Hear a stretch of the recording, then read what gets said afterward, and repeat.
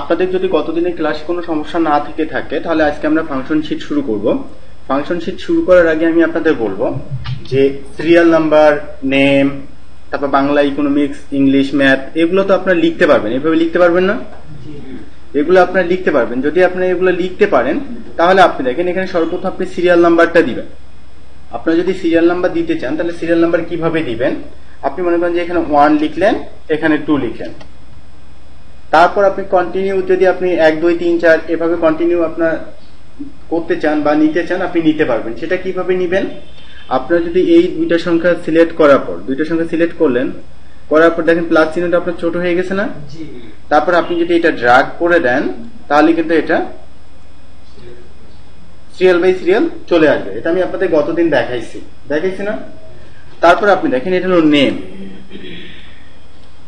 মনে করেন যে আপনি এটা ফাংশন শিট তৈরি করবেন। এটা আপনি শিখলে যোগ, বিয়োগ, তারপর মানে average, maximum count, minimum count এগুলো আপনি শিখতে পারবেন। কিন্তু এটা কিন্তু কোনো রেজাল্ট শিট না। আমি কিন্তু রেজাল্ট শিট আপনাদের পরবর্তীতে দেখাবো, ঠিক আছে? এটা জাস্ট আপনার প্রাথমিক যে ধারণাটা সেটা দেওয়ার জন্য। আপনি দেখেন এখানে নেম, মনে করেন যে আপনি কি লিখলেন? লাবু লিখলেন, লাবু।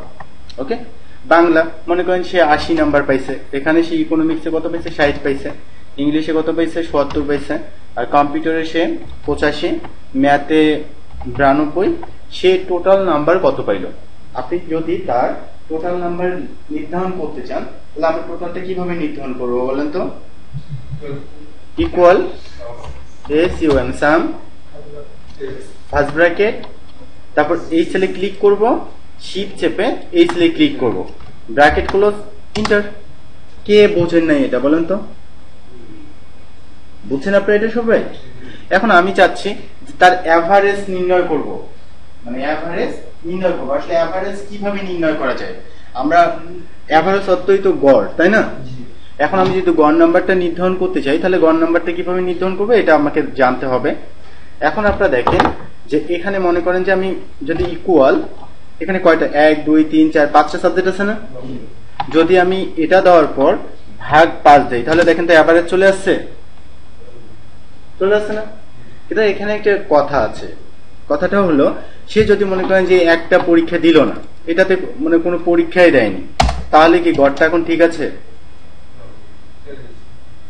মানে গড়টা কি এখন ঠিক আছে না ভুল আছে বলেন তো?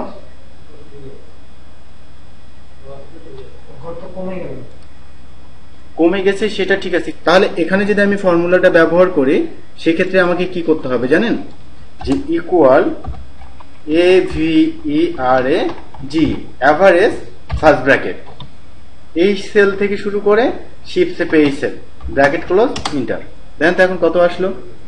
এখন সে যদি এখানে আরো পরীক্ষা দেয় তার গড় নাম্বার কত বলেন? তাহলে আপনি দেখেন যে আমি যদি এখানে পরীক্ষা একটা নাও দেয় তাও দেখেন এটা হলো তার গড় নাম্বারটা। বুঝতে পারছে আপনাকে? সে ওই অনুপাতে গড় নাম্বারটা আপনাকে দিবে। যদি ও 3টাতে দেয় 3টার গড় বার হবে, 4টা দিলে 4টা গড় বার হবে। ক্লিয়ার? বুঝতে পারছে আপনাকে? এখন আপনি দেখেন এই ম্যাক্সিমাম, সেই ম্যাক্সিমাম নাম্বার কত পাবে? এখন আপনি দেখেন তার যদি ম্যাক্সিমাম নির্ধারণ করতে চান তাহলে equal MAX, max, first bracket, এই সেল থেকে এই সেল, ব্র্যাকেট ক্লোজ, এন্টার। সে সর্বোচ্চ নাম্বার কত পেয়েছে বলেন তো? তাহলে এখানে বোঝা যাচ্ছে যেমন এখানে যদি আপনি মনে করেন যে সে এখানে পাইছে, মনে করেন যে এখানে 95 90 পাইছে, তাহলে ওটা চেঞ্জ হয়ে এটা হয়েছে না? এখন সে মিনিমাম মানে সর্বনিম্ন কত নাম্বার পাইছে এটা আপনি কিভাবে নির্ণয় করবেন বা নির্ধারণ করবেন? আপনি দেখেন এখানে আপনি ইকুয়াল, তারপর MIN, মিন, ফার্স্ট ব্র্যাকেট, এই সেলে ক্লিক, শিফট চেপে এই সেলে ক্লিক, ব্র্যাকেট ক্লোজ, এন্টার। তার মিনিমাম কত নাম্বার পেয়েছে? 80 পেয়েছে না? এখন আপনি দেখেন এখানে কতটা সাবজেক্টের মধ্যে আসলে কাউন্ট হইলো। এখন আপনি বলেন তো এখানে কতটা সাবজেক্টের মধ্যে কাউন্ট হয়েছে নাম্বারগুলা? 5টার মধ্যে না? কিন্তু কেউ যদি 3টার মধ্যে কাউন্ট হইতো তাহলে এখানে অলরেডি 3 শো করবে। মানে এই জন্য আমাকে লিখতে হবে equal COUNT, count, first bracket, এই সেল থেকে শিফট এই সেল, ব্র্যাকেট ক্লোজ, এন্টার। এখন আপনি দেখেন আমি আপনাকে বলে আমি আপনাদের ড্র্যাগ করা শিখাইনি যে আমি একবার একটা কাজ করব এবং পরের গুলা অটো ধরে নিবে। এখন আপনি দেখেন এইটা সিলেক্ট করার পর আমি যে শিফট চেপে এটা সিলেক্ট করে প্লাস চিহ্নটা ছোট হয়ে গেল, এটা আমি ড্রাগ করে দিলাম, করে দিচ্ছি না।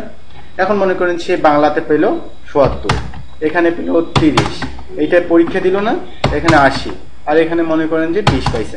তাহলে দেখেন তো এর সর্বনিম্ন অ্যাভারেজ কত এর, তাহলে এর ম্যাক্সিমাম কত ৮০ না, আর সে মিনিমাম কত, আর কত সাবজেক্টের মধ্যে কাউন্ট হয়েছে। এখন এ মনে করেন যে এইটা ২০, এটা তারপর এই পরীক্ষা দেয়নি, এটা পরীক্ষা দেয়নি, এখানে ৫০, এখানে ৮০, আর সে কত গড় কত তার ১৫০ না, না এভারেজ ৫০ না, তাহলে এখানে গড় কত, ম্যাক্সিমাম কত ৮০ না, আর মিনিমাম কত, আর সাবজেক্ট কয়টার মধ্যে কাউন্ট হয়েছে, হ্যাঁ ৩টা। তাহলে এখন আপনারা আমাকে কোশ্চেন করতে পারেন যে এটা বুঝতে আপনাদের আর কোনো সমস্যা আছে?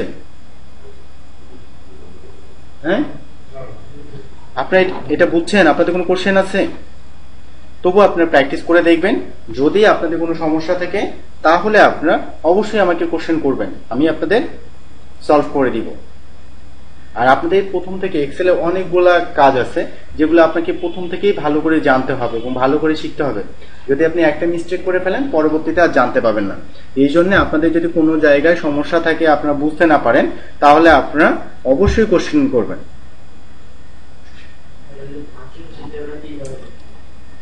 হ্যাঁ, ভালো কথা জিজ্ঞাসা করতে